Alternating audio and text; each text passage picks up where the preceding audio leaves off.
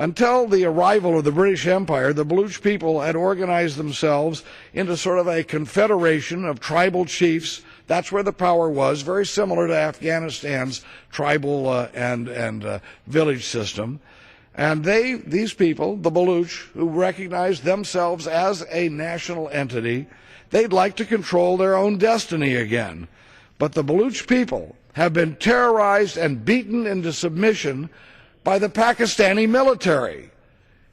We provide the Pakistani military with the weapons and the resources they need to conduct their terrorism, not only against their neighbors, not only against Christians throughout the world, but against their own people. The Pakistani military has been unrelenting in its attack and targeted terror raids against the Baloch population. Baloch aspirations for independence have been checked by force and by denying basic human rights and the unleashed brute force against them by a basically state terrorist repression of their people by their own government.